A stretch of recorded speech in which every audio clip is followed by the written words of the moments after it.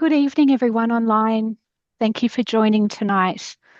My name is Meredith, and I'm one of the education coordinators here at the Western New South Wales Primary Health Network based in Bathurst. Also on the screen, you'll see my colleague, Ali, who many of you already know. Welcome to this GP Masterclass with Dr. James Brown, who I will introduce shortly, and who will be conducting this presentation this evening. I'd also like to acknowledge Susan Simpson online tonight. Susan is the Western New South Wales LHD Menopause Coordinator. Thank you for joining us. Before we begin, I'd like to acknowledge that we are meeting tonight on the lands of many Aboriginal nations across Western New South Wales. As I join you from Bathurst, I want to pay my respects to the Wiradjuri people whose connection to this land stretches back thousands of years. Western New South Wales Primary Health Network respectfully acknowledges Aboriginal and Torres Strait Islander people as the traditional custodians of the land and affirms the commitment to building relationships with respect and creating opportunities with all Aboriginal people in our region. So our presenter tonight is Dr. James Brown. He is a gynaecologist and the clinical co-lead at the Southwest Specialist Menopause Service, providing clinical support to GP specialists through Australia's first 100% virtual menopause hub. He also provides menopause, fertility and general gynaecology services through WHRIA in the Sydney CBD. Currently, he's completing his PhD in health economics through the Centre for Health Economics Research and Evaluation at the University of Technology, Sydney. I would now like to extend a very warm welcome and hand over to Dr. Brown for his presentation tonight. Thank you so much, Meredith. Let me just share my screen. Give me 1 second. Cool. All right, cool. So let's get started. So my name's James. Thanks for the introduction.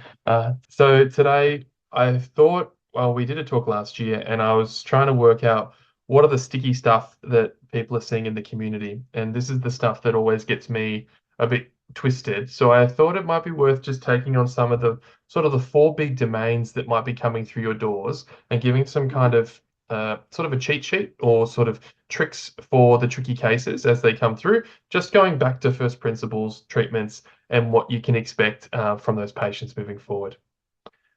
Learning objectives, pretty basic, no dramas. So as you don't need me to tell you this, about women's health in the community is getting particularly tricky.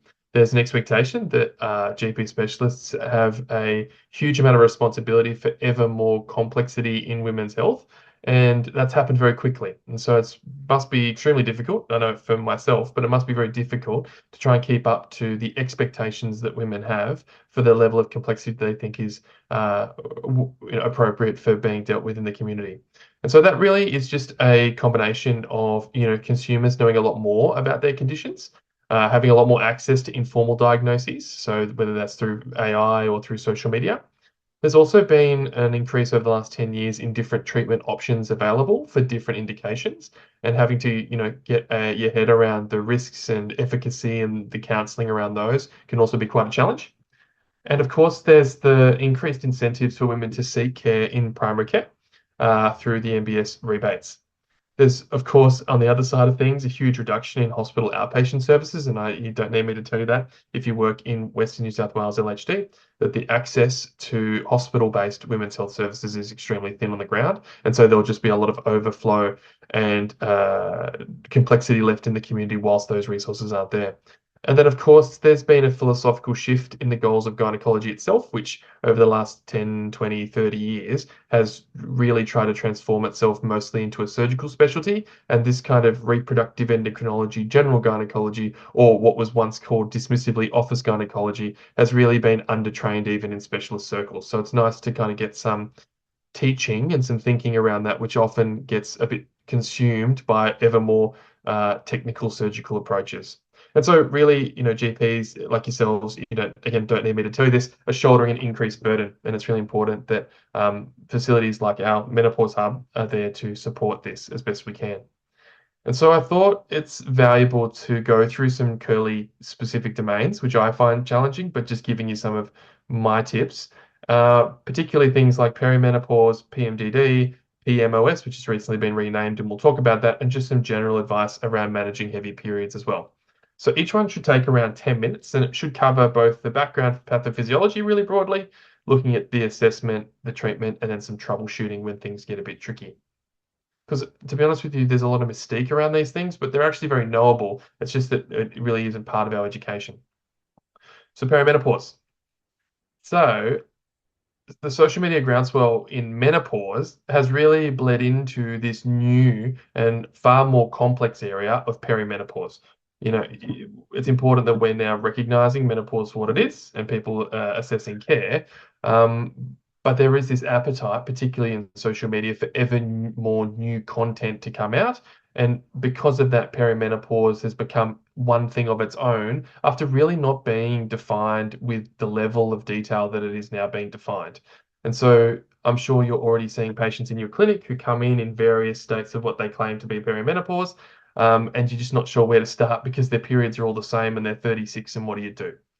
The problem is, though, because it's been pushed or discussed in the same menopause circles, I think the treatment and understanding of perimenopause has been kind of messed around by the fact that it really just shares the same syllables as menopause, because it's not one unified thing and it's certainly not an even spectrum, which we'll talk about here.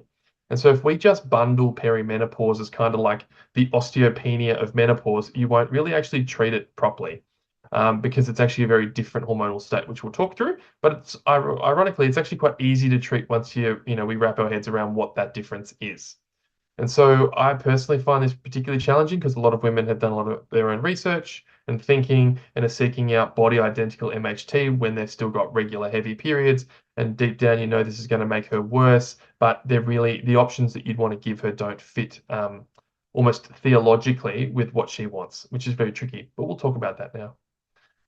So let's talk about what it is. So if menopause is the state of having run out of eggs, perimenopause is the process of running out of eggs, right? So you don't just one day, so every month you get a recruitment of eggs, and it's not as if just one day you run out of the supply. There is this years-long intermittent process of running out of eggs. And we'll talk about what that does to hormones. But this is a transition that takes many years and actually has many different stages within it.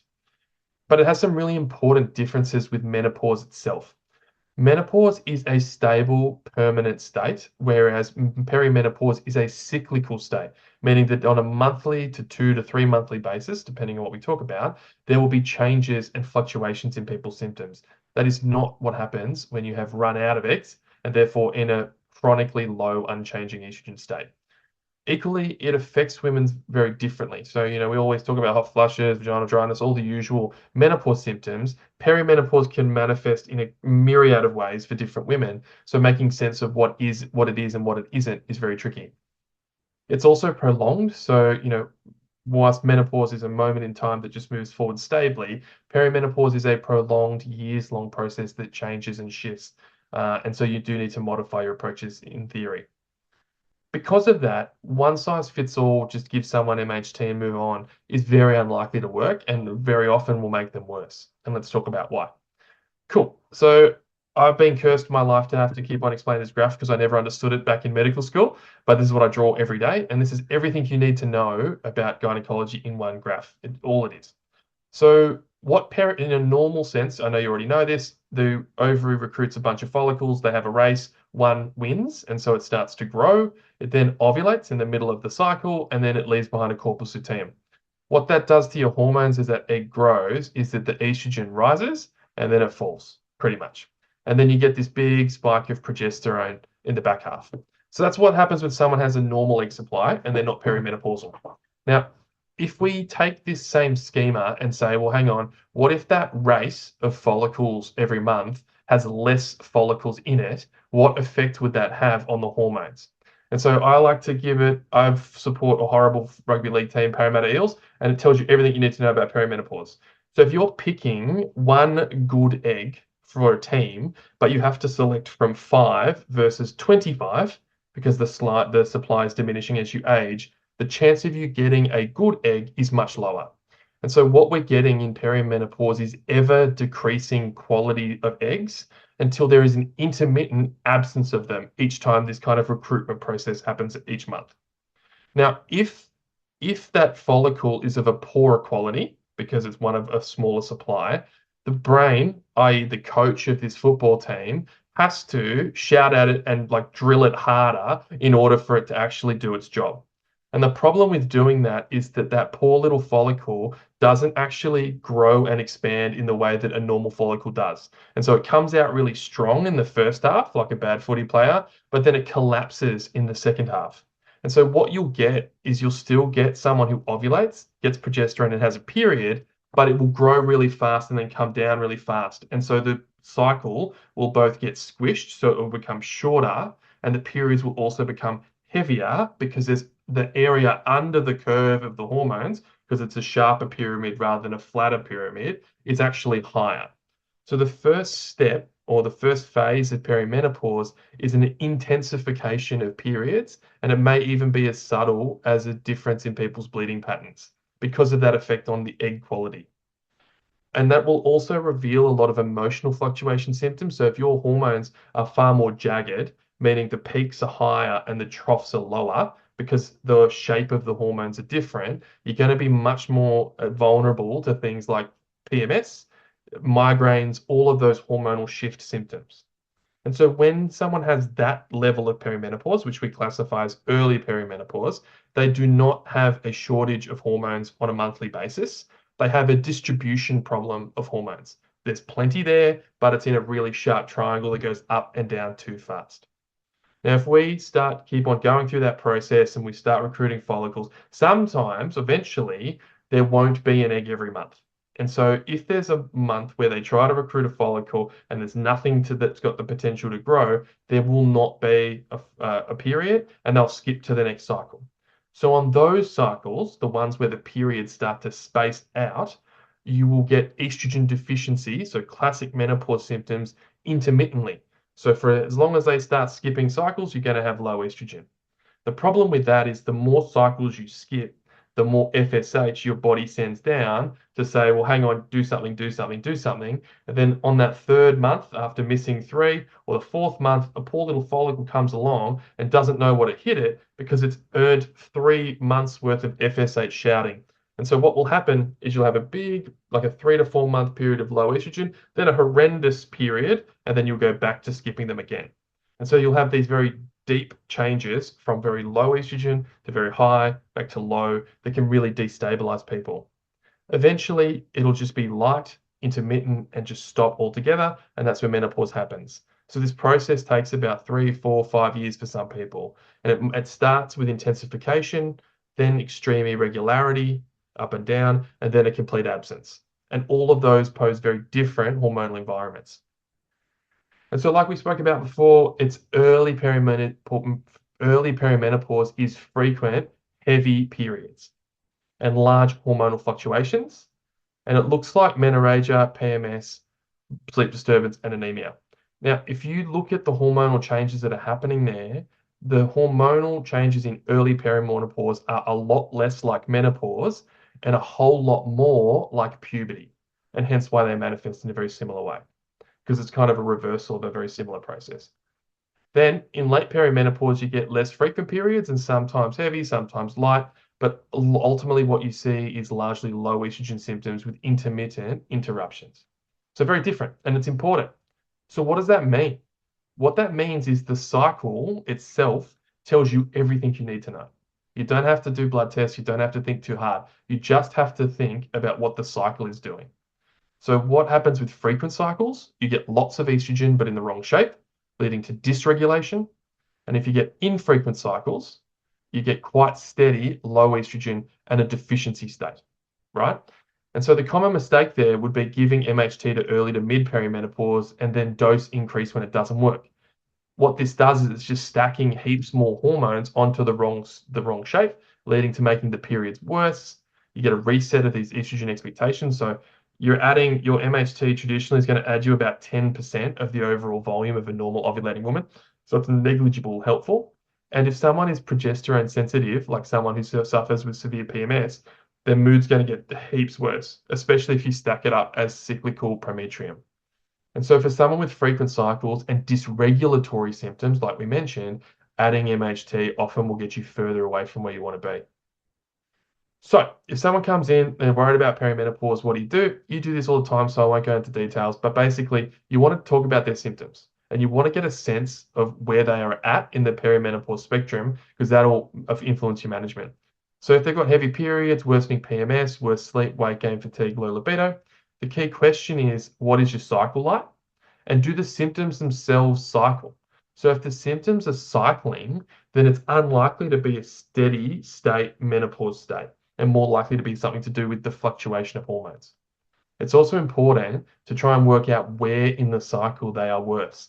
Because if you can work out if it's follicular phase, luteal phase, in the middle ovulation, you can start to attribute certain symptoms with certain hormonal states, which is in a broad sense just a growing, increasing estrogen in the follicular phase, a peak estrogen in the middle, a big dramatic drop, and then a big progesterone hill before they have the period again. So if you can localize where the badness happens and particularly where the goodness happens, you can start to get a sense of which hormones are doing the damage. Now, you don't need to do too much testing because it's totally chaotic, and you already know this. If in a perimenopausal woman, you can do a blood test on Monday and she'll look 16, and you'll do a blood test next Monday and she'll look 60. It won't change your management at all. You just have to do this old-fashioned thing called listening to women. But if you're worried, you could do an oligomenorrhea screen if you think that's warranted. But otherwise, thyroid, iron, vitamin D, all the stuff you already know, you don't need me to tell you. Now, if the periods are abnormally heavy, and if there's endometriosis or adenomyosis, then ultrasound pelvis might be warranted as well. But again, that's up to your expert judgment, not mandatory. So if someone, and we're just talking about, so if someone is having light, infrequent, or absent periods, then by all means treat her as a traditional menopause case. But the tricky part is when they have a strong cycle and feeling dysregulated. So these rules are for those ladies. The key principle is to stabilize the cycle and then add back hormones if needed. And so you remember the hormones are not absent, there's just too much of them in the wrong shape. And so therefore, the cornerstone of treatment, which is often unwelcome, is contraceptives or cycle suppression. That evens out this ovulatory hill and trough cycle, and it makes things so much more regulated. So your options, you've got a few. You can look at Zoli or Nextstellis, which both have lower VTE options. Zoli has some more flexibility because you can add back a little bit of transdermal estrogen on top if you need to. One other really easy treatment is using Slinda. So Slinda is, as you know, progestogen only, which means that it has no increased risk of VTE in someone in their 40s to 50s. So you can do that pretty easy. The problem is that Slinda, in order for someone to be estrogen stable, relies on some follicular development every month. So if you just give someone Slinda and they are going through menopause, they will feel all of the menopause symptoms because there's no estrogen add back. And so you have the option to add back estrogen as you would with HRT on top of the Slinda, using Slinda as kind of the progestogen endometrial protection, but primarily it's helpful for the cycle suppression itself. People often lean on the Mirena, which is a good, set and forget option. But if you think someone has hormonally cycling problems, so let's say PMDD or PMS or migraines, the Mirena has a 50-50 chance whether it suppresses the cycle. Most of its work is local, and so it only has a 50% chance of doing something systemic at an ovulatory perspective. And this also diminishes with the age of the Mirena. So you might find someone was previously stable on a Mirena in year 1, year 2, year 3, and then she gets to year 4 or 5, and these things start to come back. That's very normal because the cycle suppression rate of a Mirena is about 10% in year 4 or 5. You might have heard of medication called Ryeco, which is for women with endometriosis and fibroids, and all fibroids. And if things get ultra extreme, then we do GnRH agonist, so complete pituitary suppression with add back. But that's just in really extreme cases, we very rarely have to do that. It's also important to remember that actually non-hormonal treatments are really important and have the highest safety and the highest efficacy. CBT, if I can convince anyone to do it, it's super helpful. But it often takes a bit of time. And often you need to give them a little bit of stability with hormones first, in order for them to feel confident that they have the wherewithal to be able to weather this storm. Cool. Just fixing that. Perfect. That's good. Cool. The other thing is SSRIs. So it's a bit of a dirty word now to use antidepressants to treat menopausal problems. But if someone was to have cyclical mood disturbance in the luteal phase or just overall mood disturbance, SSRIs or antidepressants are totally reasonable to include. But just my trick is to explain why, and they often are a bit more open to it. So someone's written in the chat, if the patient's on the OCP, how we know if they're in the perimenopausal period? They shouldn't have symptoms as much in the perimenopausal period. So if the pill is doing its job, she's already accidentally been treated, which is good. But if there are breakthrough symptoms, the way that you might find out is that the estrogen content of that pill is no longer enough, and you may have to redirect. Cool. Um, so, so just some key considerations: VT risk due to age and risk factors. It may take longer than usual for the cycle to settle, um, because the FSH drive is stronger. Some may need to skip the inactive pills due to the add-back need. So if you're on Zoli and you withdraw someone's pill, they will go into an estrogen deficiency state often during that cycle suppression or during that week of sugar pills. Um, the better suppression, the more likely you are to need add-back. So the better Slinder works, the more likely you are to have to add estradiol. And truthfully, in order to achieve this effect, there is no body identical way to do it. So unfortunately, we don't have that option. Um, Everything takes a minimum of 3 months to work because we work on the ovaries clock. You should notice a wind down of symptoms month on month. If it works, just continue with annual reviews, and you generally they need it for about 2 to 3 years. So if it gets good, don't muck with it. Just let them enjoy it for 2 to 3 years before you start to reconsider. The bleeding pattern may be helpful to guide cessation or transition to MHT. And if they're hitting the age of 50, it might be a good idea to trial off it, but you may need to restart if they're still menstruating because the symptoms will just come back. Any questions before we move on? I'll keep going through it, but if you write any in, I'll try and catch up with them as they go along. Sweet. Okay, so next one, PMDD. All right, I don't even write it out. So premenstrual dysphoric disorder. So basically, it's just turbo PMS. So really bad PMS that impairs quality of life, completely infinite spectrum, just to let you know. And so it's a subjective diagnosis.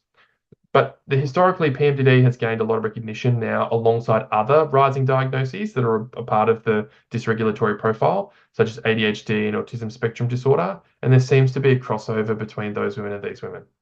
Ultimately, it is a severe and consistent pattern of mood disturbance during the luteal phase, which we'll talk about, and it should resolve around menstruation. You need to have this pattern in order for it to be hormonal because these hormones are very predictable in broad strokes, excuse me, and so people need to fit this pattern, otherwise it's something else. There's also this thing called PME, which is premenstrual exacerbation, which is a worsening of existing mental illness during the same time frame, which I would argue is probably most people, in my opinion. But that's important to remember. Why PME is important, and hopefully I'll talk about this later, is that the goal of treatment is to stabilize the mood throughout the month. So there's not a bad week just before your period. But if your mood is not so good the rest of the month, then hormonal treatment at best is going to make you not so good the whole month. And so sometimes I often say, like, the goal of this treatment, and I'm probably skipping ahead, is actually stable and crappy is way better than unstable and crappy because that disruption in the luteal phase often compromises good mental health treatment for people who have PME. So there's a few theories as to why this happens, and it's because it's very consistently in one spot. So we'll talk about it looking at the graph. So zoom ahead. So have a look from day 18 to day 28. The dominant theory of what PMDD is that it is a progesterone sensitivity. These women do not have more progesterone than other women. They are just more sensitive to it. It gets metabolized into a thing called allopregnolone that then has an interaction with serotonin receptors, which is what we think happens. That said, there is emerging kind of ideas that there are other profiles. So there may be an estrogen sensitive PMDD, and they're women who are sensitive to the drop and persistent lowness of the estrogen before their cycle. And then there's a group of women who are sensitive to the shifts in hormones themselves. And we'll talk about how to profile these women. But in most cases, you would want to consider them as progesterone sensitive. Someone's written here that if someone is not on the contraceptive pill, can we start them in perimenopause? Absolutely, you can. There are just a few safer options. So the safest one would be Slinder, but I don't know that's not combined, but a combined pill, the safest ones from a VTE perspective would be Zoeli or Nextstellis, which both have lower VTE profiles. And the other one that I never bring up, but is also a good medication, is Quilera, which has a body identical estrogen as well. It actually has good cycle control as well. Cool. So it's really important to like not lump this in the black box of mental illness, PMDD. So, and look, I'm not a mental health clinician and I don't want to diminish that, but we don't know, like there's a lot of assumptions made about how medications work and what's going on in people's mind. That is not what's happening in PMDD. We are not making any assumptions. It follows a very consistent pattern and it aligns with very plausible hormonal changes. So this is anchored in physiology. It's not anchored in psychology. Also, we have a general sense of hormone quantities during the cycle. So when people say, oh, look, we don't know how much people's hormone, like what a normal hormone is, we do. Like people cycle all day, every day, their whole lives, and they don't, most people are well. So we know that the basic amplitude of hormones which are normal and which ones are not so effective. So therefore, supra physiological hormone treatment doesn't make sense. What we're doing is stabilize. If we can align with these simple principles, you're way more likely to make these people feel better. So it's ultimately the key to this is to try and make sense of it for the lady. And so the way I explain it is that it is a situation of sensitivity and reactivity rather than an independent and spontaneous mood disturbance. Meaning these women have greater sensitivity to stimuli, and it's often the same stuff that they deal with every day. So, like a dickhead on the road or their kids being annoying, those things that they can kind of breathe through and rationalize on their good days, but on their bad days lead to outsized and regretful reactions. And so that sensitivity leads to an increased reactivity and ultimately leads to less choice about how people feel about the stimuli that they receive. And so what we try to do is re-maximize or we reopen that space to make a better decision around your reaction, which reduces your reactivity, but doesn't eliminate both the stimulus nor the symptoms. You will still have the propensity to maybe feel a bit depressed, but you won't go into a deep depression that's involuntary. So it's a stabilization. So assessment's pretty basic. You need to do a symptom diary for about 3 months just to ensure that it has an alignment with the cycle. We've often uncovered people with bipolar disorder through this process. It needs to be consistent in the month. Often people with reactivity and tend to hyperanalyze their symptoms on a daily, and I've had a couple of patients on an hourly basis. They'll give me an hourly progress report on how they feel throughout the day. This is hugely counterproductive and often sabotages the process because we all feel weird and different throughout the day. It's broad strokes, week by week, month by month, not day by day or hour by hour. The timing of the symptoms can guide you. And this is totally black magic. It's not really evidence-based anywhere, but it fits with the hormone changes of the cycle. So if someone has an abrupt onset of their symptoms after ovulation and an abrupt offset as soon as the period happens, then this is very likely to be progestin sensitivity. Because the only thing that does that hormonally, meaning completely disappear with the bleeding, is progesterone. However, if someone has this trickle of symptoms into their period, then that's a very good possibility that they have estrogen sensitivity because the only thing that's trickling and improving during that time is the estrogen as the follicle grows. If there's a spike of symptoms at ovulation and then at period, consider a hormonal shift. A particularly good symptom here is women who get hormonal migraines. They tend to be the most sensitive. Cool. All right. Um, the important part of the assessment, you do this all the time, but you want to make sure what their reactions were to previous contraceptives, because if someone's progestin sensitive, they'll have had a pretty bad time on a lot of the pills. Any history of postnatal depression, ADHD is also important, just to color the picture of the kind of the complexion of the patient. Treatment options. So one option is that we treat the downstream problem. So meaning that there is going to be this hormonal shift and it's going to lead to an increased sensitivity and reactivity. What can we do? The best treatment, but very hard to do, is CBT, DBT, targeted psychological therapies. They have the highest efficacy for the longest amount of time. It's just really hard for people to do it. I think I've had one lady total who just white knuckled it for 2 years and did intensive CBT and basically cured herself without any other hormonal changes. And she still sees it happen every month, but just doesn't react to it and sits with it. But it's a gargantuan effort. There's also a protocol for Premula and B6, which you'll be able to look up, which is a herbal treatment, Vitex, and vitamin B6 that can help with this. and then SSRIs, which can be either given just in the luteal phase, or you could do a half dose throughout the month and then a full dose during the luteal phase as what we would call a boost protocol. And that's an option 2. I would tend to avoid SNRIs in this, ladies, because they're often already reactive and that tends to feed into the wrong part of their psyche. But I'd leave it up to your expert opinions. The other alternative is if the fluctuations originating with certain hormones, what if you just stop those hormones from happening? So yeah, it looks a lot like perimenopause, right? So you look at the combined contraceptive pill, but it's important that you don't duplicate progestogens that they've already had reactions to. So the best rule of thumb is the more anti-androgenic, or should I say the less androgenic the progestogen is, the less likely it is to aggravate someone's PMDD. So the stuff that you give for PCOS, like drospirenone is a great one, and I can't pronounce the others, but the one in Diane, the one in Zoli, all of those are fairly modern progestogens. They have a lower reactivity profile, but something with like levonorgestrel would have a high reactivity profile from a progestin sensitivity. But it's totally random and chaotic.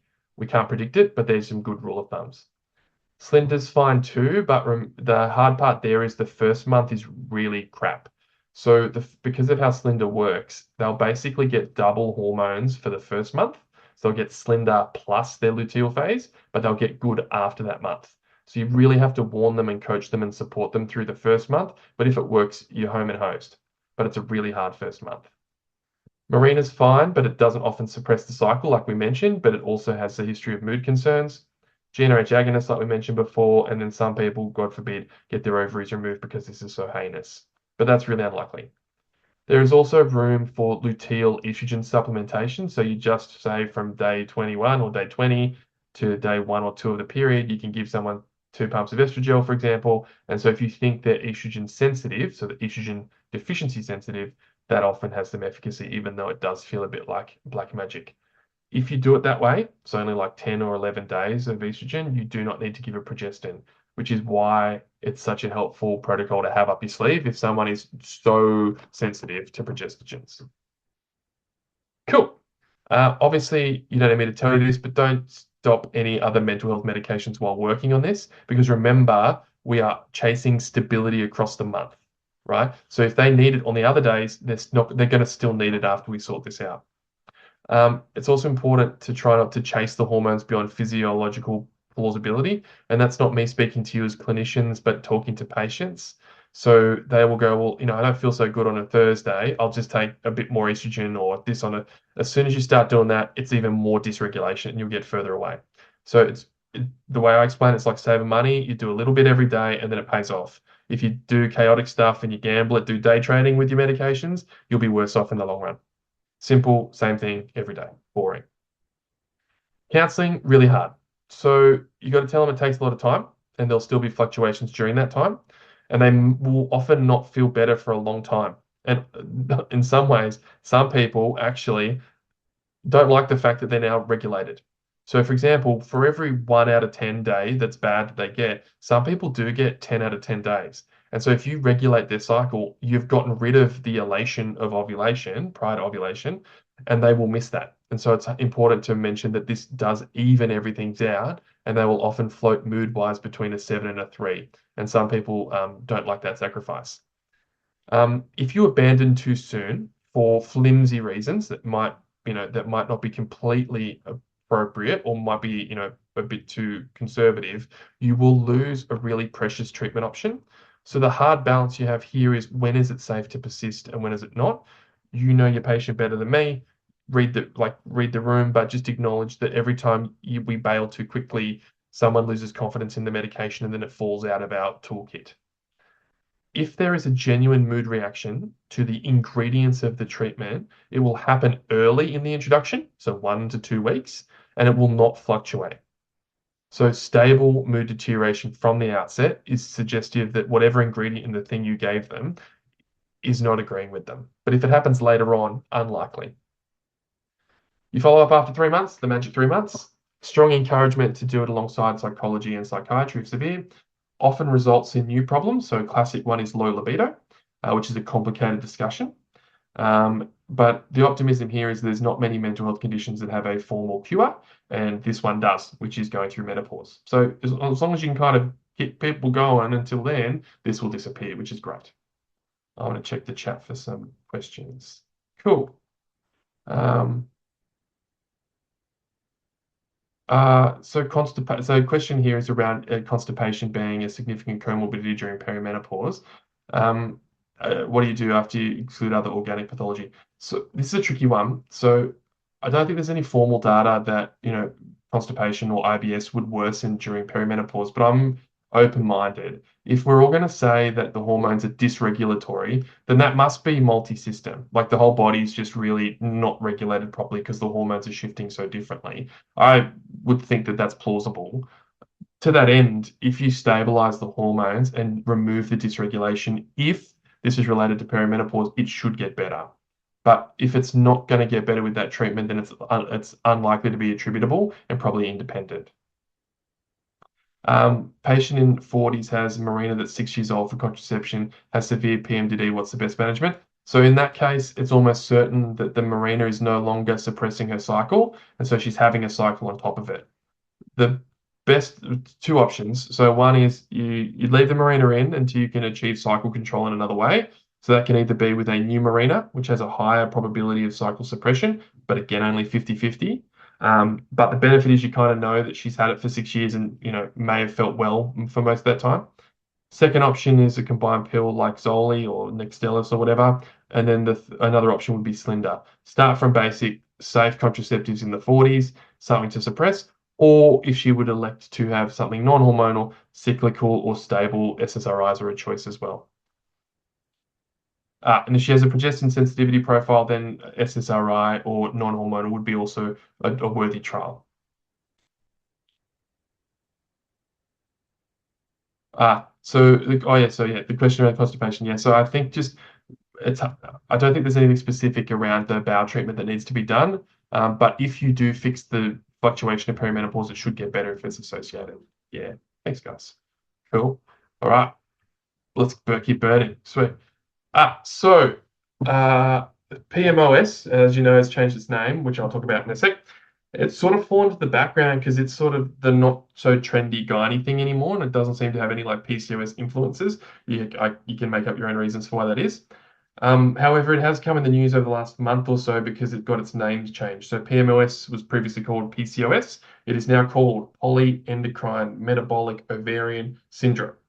Now, the most important thing to remember is that the name has changed and nothing else. There is no new criteria. There is no treatment differences. It is the same condition with a different acronym. How I feel about that varies day to day, but just so you know, that's why I'm using PMOS. The truth is this condition is ultra variable, so every woman can be affected by it differently. And so what will happen is you'll give someone the diagnosis and they'll carry forward in life without much further thought or worry or us trying to care about it because it's not really of a bother to her. So it's important when we're looking at PMOS that we make it sensible and have targeted recommendations about what we're actually trying to achieve. Now, part of the reason why the name was changed was to try and better reflect what the pathology itself is. All PMOS is an inherent aberrant response of the ovary to normal signals. So if I have to explain, so think of it as a primary ovarian disorder. That's all it is. And so basically the ovary receives the signals of FSH and LH. The PMOS ovaries, instead of producing the normal balance of estrogen and testosterone, produces an abnormal balance of estrogen and testosterone, which is actually high. So higher estrogen and proportionally higher testosterone. Because the ovulatory signal, meaning the LH surge that releases the egg, is reliant on estrogen rise in a uniform way, that LH signal doesn't happen. And so the ovaries get recruited, the follicles get recruited, they grow, but they don't pop and they don't release the egg. That's why all the things that we called cysts in polycystic ovaries are not actually cysts, they're arrested follicles. So they're trains stuck at the station that never got the signal to ovulate. And so this kind of mix of high estrogen and high testosterone leads to a metabolic syndrome, which then leads to hyperinsulinism, which then leads to higher adipose tissue, which then leads to more aberrant signaling from the ovary, which leads to more momentum of this condition. So as you can see, that the more follicles get stuck, they produce their own estrogen, the more body weight someone puts on, all of this messes further with that pituitary signaling, leading to a disease that develops momentum over time if the cycle doesn't get broken. So it is an interaction between someone's genetic predisposition and a personal metabolic environment. So basically, someone's genes will define at which body weight / metabolic environment that predisposition turns into a syndrome. So for example, if you have soft genes, meaning like a very low genetic predisposition, your body weight will have to get to a very high level before it turns into a syndrome. The converse is true. So if your genes are super strong, there is no healthy body weight that you can be at to stop it from being a syndrome. And the best signifier of whether the syndrome is active versus inactive is the regularity of the menstrual cycle, because the ovulatory function is the best signal for how the hormonal environment is taking place. Cool. So you know how to diagnose this. Basically, 2 out of 3 polycystic ovaries on ultrasound or an AMH that's elevated nowadays. You could also do clinical or biochemical signs of hyperandrogenism. Oligomenorrhea is the other one. So ultimately, though, it's a spectrum. And really, as I mentioned before, ovulation seems to correlate with disease activity. So if normal ovulation and no hyperandrogenism, then you've just shifted it back into the predisposition phase. So it's a thing to acknowledge, but it's not an active syndrome. So you know the diagnosis, I don't explain it, but irregular periods, facial hair, fertility. In terms of assessment, now because we don't need polycystic ovaries, it's not mandatory to do an ultrasound, but it's usually done. When you're doing a oligomenorrhea screen, these are the things you're going to order: FSH, LH, estrogen, testosterone, PFDs, prolactin, HCG, and 21-hydroxylase for congenital adrenal hyperplasia. And then theoretically, you can do your lipids and fasting blood sugar and OGTT if you're worried, of course. But they won't change management. That's more if you want to do preventative health. Long term, if you don't treat this condition, the worries are about someone having the sequelae of metabolic syndrome, developing endometrial hyperplasia by the unopposed estrogen and lack of periods for the flush out, obstructive sleep apnea, depression, and there's a different name for this now, but fatty liver disease. So management is reasonable, even if the symptoms are not immediately concerning for the lady, because remember, this is a disease that develops momentum the longer it's left unchecked. So let's talk about treatment. So it's goal oriented. So there can be 2 broad goals. One is metabolic / menstrual correction, and the second is fertility. The reason why I've divided those up is because they run counter to one another. You can't do one at the same time as the other usually, except for the gold standard, which is weight management. Back to the fact that this is a genes plus BMI problem in a very simplistic sense, that if someone very clearly has a history of having normal periods, and then their body weight crept up for some reason, all you need to do is kind of counsel them to get back to that previous body weight, if it was healthy for them, of course, and then it will go back to more than likely a predisposition. So simple, no medications, no dramas, everyone's better off. The important thing to let them know is that because of the metabolic momentum, it's really hard to get any progress up front. It's a really rusty wheel to get it started. So it's so demoralizing. It's really demotivating. You just got to punch through it as best you can because it gets better on the other side. But it's really, really hard. And that's the part that often people stop. Now, if it's something in your wheelhouse that you're comfortable with, then of course GLP-1s are a consideration. They are not an approved treatment for PMOS, but just acknowledging that their existence may have a positive contribution. Metformin is also an adjunctive treatment that has some evidence for helping with the metabolic environment. And so you do a step-up protocol to about 1 gram BD max for a lady. And those would be your standard options that are compatible both with fertility and period control. Now, if they're not seeking fertility, the intention here is to inhibit the ovulatory momentum of the PMOS cycle. So contraception is also important due to the risk of multiples because they ovulate often twice, like they ovulate 2 follicles if they do ovulate. Option 1, contraceptive pill. I know this is the name of the game today, I'm afraid, but you want to prioritize progestogens that are anti-androgenic. These are the same ones that are good for PMDD. Cryoproteratone for Diane, even though it's old-fashioned nowadays. Dianogestin, Quilera, Drospirenone, and Yasmin. However, given the hormonal profile, the reason why people often don't succeed on these tablets in PCOS is that we don't give them a high enough estrogen dose. So classic story is that you put someone on Yaz and nothing, it doesn't quite work and she gets breakthrough spotting. What's the deal? Remember, she has a high estrogen environment. We are giving synthetic estrogen to try and break through and mess with that cycle. It's not going to work if she's already got heaps of estrogen floating around. So you need a higher dose to break through the existing momentum, especially if they're spotting or only partial cycle control. Slinder's fine, Implanon's fine. Marina's technically fine too, but it's got unpredictable cycle control. Cyclical progesterone's good for endometrial protection, but no cycle control. Anti-androgens I wouldn't do. And GnRH agonist usually is extremely unwarranted. I wouldn't do that. What about fertility? So the principle is that the intermittent ovulation. So if we're talking about PMOS and fertility, you can make up a whole bunch of stories about what the effects are, but ultimately the effect is that they do not have the same number of lottery tickets or Keno numbers every year to get pregnant. So if someone's having a period every month, then she gets 12 tickets in the raffle to get pregnant. Now, if someone's, I don't know, 30, that's a monthly chance of around 20%. Okay. So if this woman unfortunately has PCOS and she only has 4 periods a year, she's only getting 4 raffle tickets per year, and they are never going to add up to 100%. So she might get lucky. On top of that, the irregularity of the cycle itself sabotages her fertility chances, such that she doesn't know when she's ovulated until she's had a period 2 weeks later, and you can't go back in time and open the red wine at that point.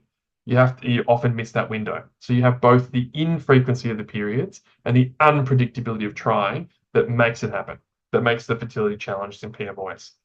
Therefore, the treatment for this condition is to get them ovulating, because then they will be at the same age match chance, ballpark, as someone who's ovulating regularly at the same time. So option 1, lifestyle metformin. Second option, and it's not something that's often done in primary care, is ovulation induction. So we use a medication called letrozole, which is a breast cancer prevention medication. You do that 1 tablet a day from day 2 to 6 of the cycle. The purpose of that treatment is not to make ovulation better, it's to make ovulation happen. And so often in fertility clinics, we do it monitored, so with scans and blood tests, because there's a risk of ovulating from multiple follicles and having twins or triplets. But that's how we would normally do it. It's not something that's often done in primary care. If that doesn't work, then we do IVF, but it's not because she can't get pregnant, it's just because she can't ovulate. And the benefit of IVF is that we can control ovulation directly with complete engineering. They have a high risk of ovarian hyperstimulation syndrome. However, we now have a really good protocol for preventing that. So normally what would happen is that their IVF is a 2-step process, egg collection, stimulation, and then embryo transfer to mitigate this from happening. Often the embryo transfer process itself is tricky because we have to rely on a natural cycle usually, which makes it tough. Long term, if the environmental element is improved and she's ovulating, then the long-term risk monitoring is probably not as necessary. If she's still symptomatic, then of course, probably reasonable. Usually just equip the patient with knowledge and check in as necessary. Let's do some questions.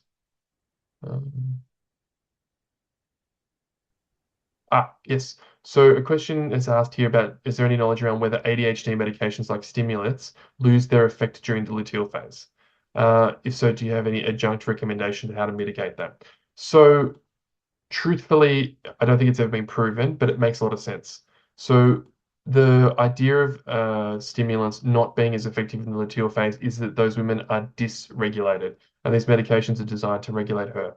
So the challenge of regulation is much harder when someone's progestogen sensitive with those medications. So I personally have no experience with increasing them during that time, and philosophically, I'm probably against that.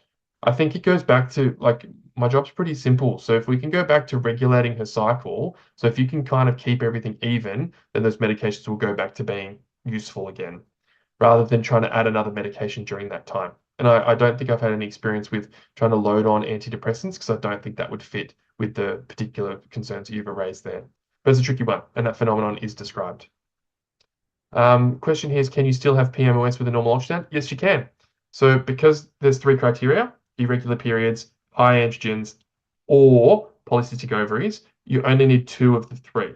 So you can quite often have normal ovaries, but irregular periods and high androgens, and that's enough to qualify you as PMOS. In terms of improving low libido, it's hard. It's a multifactorial thing. It's a whole nother talk, unfortunately, but libido, really all that people lose with treatment is the hormonal signals that often happen around ovulation. And so if you can articulate that you don't have these involuntary hormonal triggers that might lead you to, initiate intimacy, you will have to almost self-regulate or kind of make it a bit more of a deliberate effort to initiate. And that's a bit more of a counseling process rather than adding in a new medication because it's never that simple.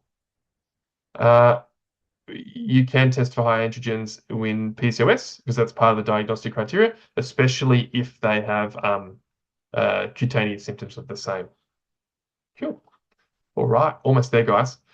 Periods. So there seems to be a growth in options and preferences for menstrual management, which makes their treatment tricky. Here are some tricks and approaches to help you. This one's much quicker than the others. Cool. So generally, there are three broad categories of menorrhagia. There's structural, non-structural with a cause, and then non-structural with no cause. So structural is stuff that makes people bleed more. Fibroids, polyps, endometriosis maybe, and hyperplasia/cancer. Non-structural causes with a cause, adenomyosis, hormonal ones such as high estradiol or anovulatory, biochemistry such as thyroid and prolactin, and then hematological conditions. And then there's just unfortunately, the idiopathic abnormal uterine bleeding. If you divide it like this, you've got some easy options to treat. That's how I'd break it down. This schema helps guide investigation strategy as usual, of course. And so you do your ultrasound, your blood tests, your usual investigations. You don't need me to tell you. But if the periods are heavy and structural, it's pretty bloody easy then. All you do is seek intervention, either with removal of the polyps, removal of the hyperplasia and treat it. And with the fibroids, it depends. So fibroids' contribution to bleeding depends on its size and its location. So if they're really big, then it will cause problems. But if they're really small, but in a bad spot, so meaning submucosal inside the uterus, they could be a problem.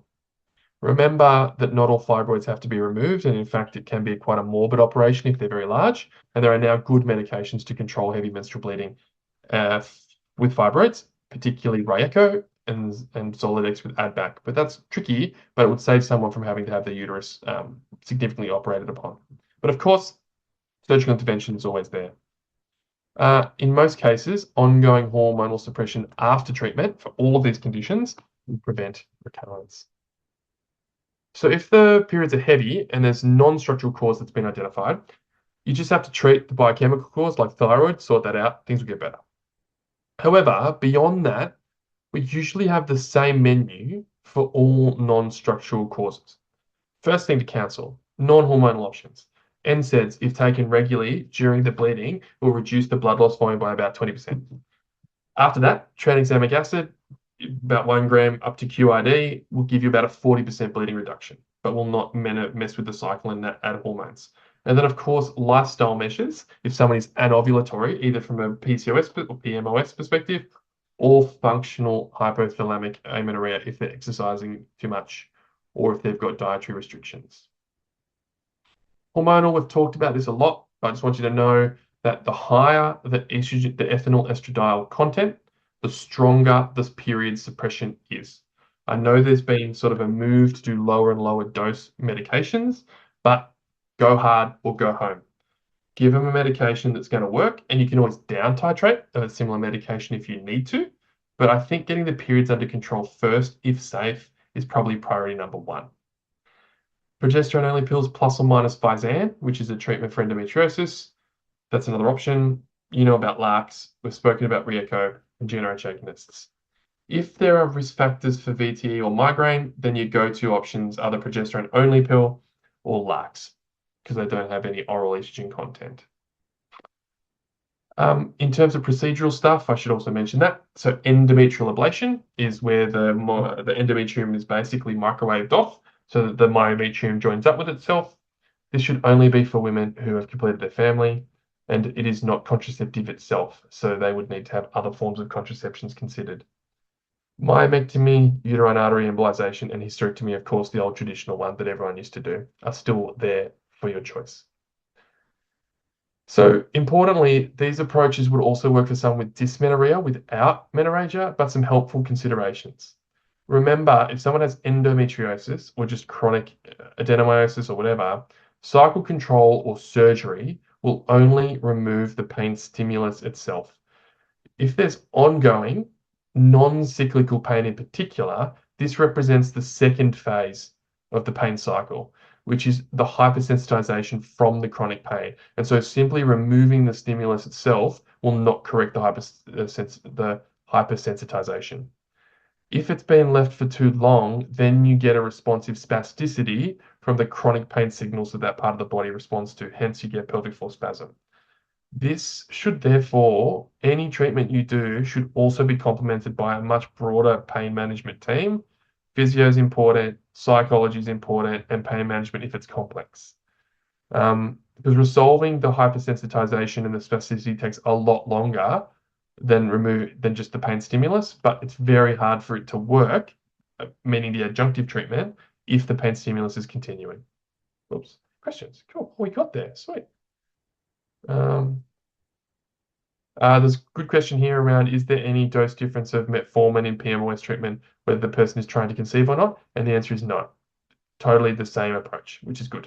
Simplifies things. Another great question. So if fibroids usually shrink in menopause, does MHT cause them to grow or persist into menopause? The answer is if you give too much estrogen and not enough progestogen with your MHT, there is a chance that they will they will grow, they will become symptomatic first. So women with fibroids are typically really hard to put onto MHT because they tend to bleed just because we're all giving prometrium now and it's pretty weak. Those women with fibroids often have a lot more breakthrough bleeding and will need a different progestogen to use. So yes, beware women with fibroids before you start MHT. I've had a real bad luck with them bleeding. Absolutely. Cool. I'll stick around and I'll answer any other questions that come up.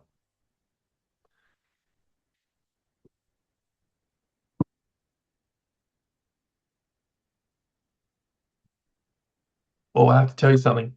I have to tell you about the e-referrals. So in your district, I think e-referrals are now being launched. So just be aware of that. I believe it'll be notified through the PHN as well as the health pathways. There are specific criteria. It should be integrated into your practice management software, but just flagging that it's being rolled out in your district. And that's how you would best refer to our service once that happens. We have a wonderful team. We have capacity. Feel free to refer anyone who meets criteria. The question here around spironolactone in PMOS treatment. True, it used to be part of the anti-androgen choices. The problem with spironolactone is that it is teratogenic. So unless they're on a form of contraception of some other kind, you'd be a little bit brave to do that. Just especially because if you make her better and she starts ovulating, she might be complacent and she might get pregnant. So that's why I'm not a huge fan of the spironolactone. Our menopause service does indeed see women for symptom control in perimenopause, but it's usually people in the mid to late perimenopause rather than the early perimenopause. But again, we're here for GP support. So if you need support and you have some specific questions that you'd like some help with, by all means, we'd be very happy to see your patients for sure. All right. Thanks everyone for having me. That's great. I'll leave it to Meredith. Thank you so much, Dr. Brown. A great presentation and lots of great questions there. It was a great discussion. Just get everybody pleased before you head off this evening to complete the evaluation form. Link is also available in the chat box. And there is an optional post measuring outcomes activity, completely optional, that you can complete tonight if you'd like to, or within 30 days of the event. Once again, thank you so much, everyone, for joining us this evening. We really appreciate your time and effort, and a huge thank you to Dr. James Brown and Susan Simpson tonight. We all look forward to seeing you again very soon. Thank you, everyone. Thanks, everyone.